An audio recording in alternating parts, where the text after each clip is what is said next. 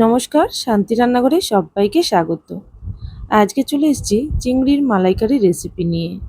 আমি কিভাবে চিংড়ির মালাইকারি বানাই সেটাই আজকে দেখাবো, এবং খুবই সহজে এতটা সুস্বাদু মালাইকারি বানানো যায় সেটা কি করলে হয় এবং কি মশলা দিলে হয় সেটাই আজকে দেখাবো।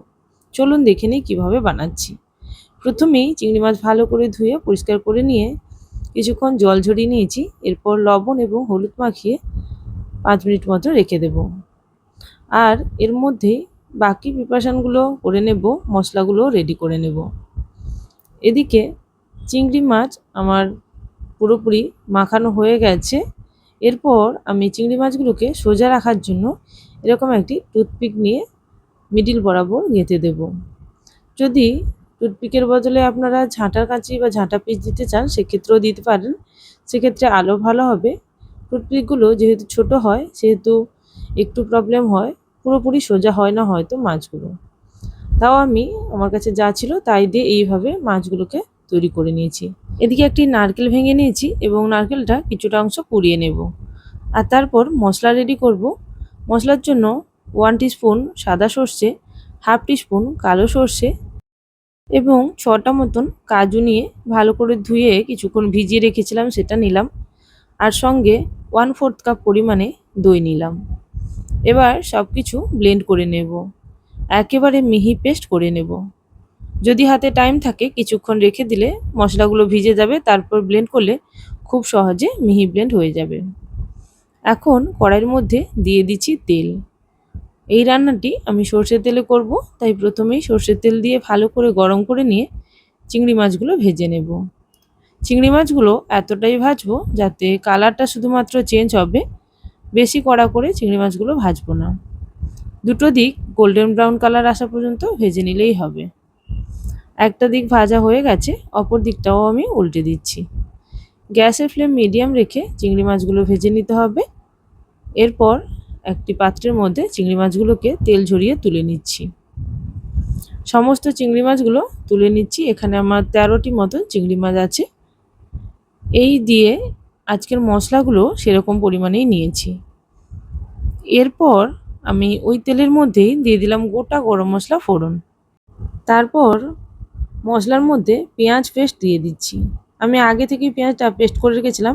এখানে মাঝারি সাইজে 3টে পেঁয়াজ পেস্ট করে নিয়ে তার থেকে 2 টেবিল স্পুন মতন রেখে দিয়েছি এবং বাকিটা দিয়ে দিলাম।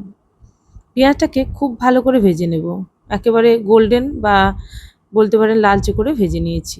এর মধ্যে দিয়ে দিচ্ছি আদা রসুনের পেস্ট ওই 1.5 টিস্পুন মতন। এরপর ভালো করে আবারও এটাও কষিয়ে নিলাম। একটু টাইম নিয়ে রান্না করলে এই রান্নাটা খেতে খুব ভালো হবে। মশলাগুলোকে খুব ভালো করেই কষাতে হবে। এরপর অল্প হলুদের গুঁড়ো এবং ঝাল লঙ্কার গুঁড়ো অল্প পরিমাণে দিলাম।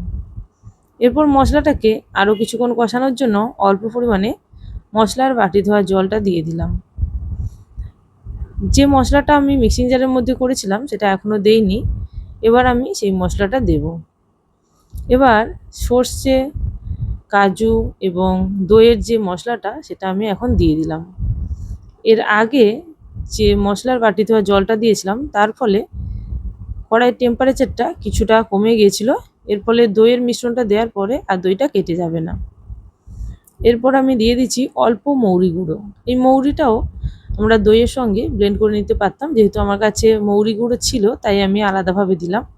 এরপরে দিলাম লাল লঙ্কার গুঁড়ো, এটা কাশ্মীরি লাল লঙ্কার গুঁড়ো।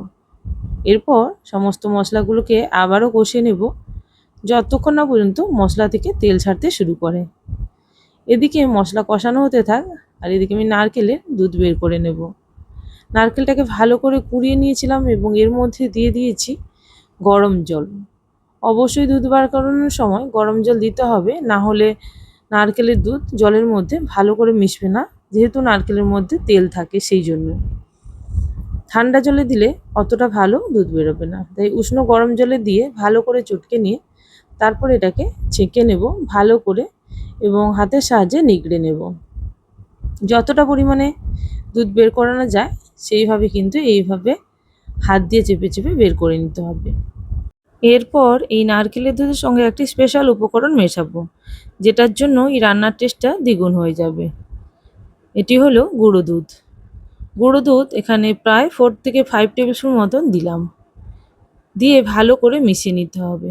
যেহেতু নারকেলের দুধটা উষ্ণ গরম আছে, সেই অবস্থায় দিলে ভালো মতন মিশে যাবে।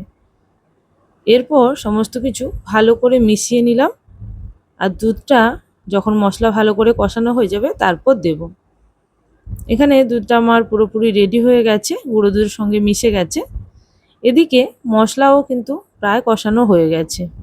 মশলা থেকে তেল ছাড়তে শুরু করলেই এর মধ্যে দিয়ে দেব নারকেলের দুধ এবং গুঁড়ো দুধের মিশ্রণটা। এখন প্রায় 2 মিনিট পরে উপর থেকে যখন মশলা থেকে তেল ছাড়তে শুরু করেছে, দিয়ে দিলাম প্রয়োজন মতো লবণ। আমি রান্নাতে আগে কোনো রকম লবণ ব্যবহার করিনি, তাই এখানে হাফ টিস্পুন মতন লবণ দিলাম। এখানে লবণের পরিমাপটা একটু কম থাকবে, কারণ রান্নাটা একটু মিষ্টি স্বাদের হবে, তাই লবণটা একটু দেখে শুনেই দিতে হবে। এবার মশলাটা ভালো করে কষানো হয়ে গেছে। আমি নারকেলের দুধটা এখানে পুরোপুরি দিয়ে দিচ্ছি। আমি এখানে হাফ নারকেলের দুধ দিয়েছি।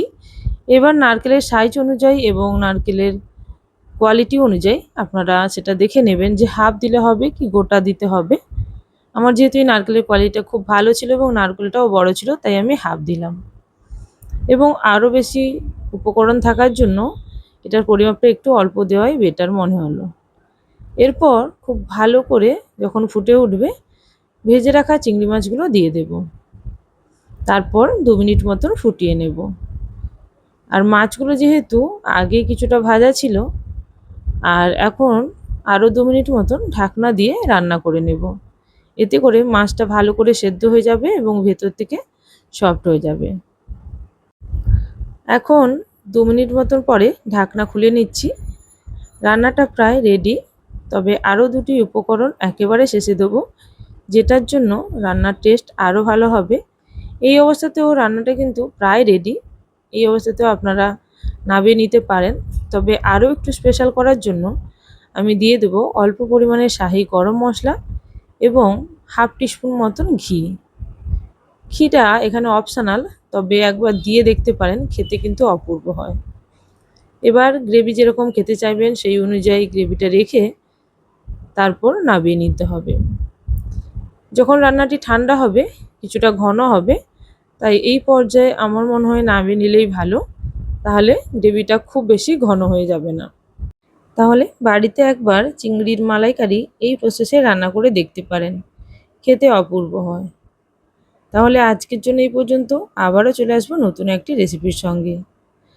যারা এখনও পর্যন্ত চ্যানেলটিকে সাবস্ক্রাইব করেননি, অবশ্যই চ্যানেলটিকে সাবস্ক্রাইব করে নিয়ে পাশে থাকা বেল নোটিফিকেশানে ক্লিক করে রাখবেন, যাতে আমার চ্যানেলে নতুন রেসিপি আসার সঙ্গে সঙ্গে আপনাদের কাছে নোটিফিকেশান পৌঁছে যায়। তাহলে আজকের জন্য এই পর্যন্ত, আবারও চলে আসবো নতুন একটি রেসিপির সঙ্গে। ততক্ষণের জন্য সবাই ভালো থাকবেন, সুস্থ থাকবেন। Thank you for watching my video.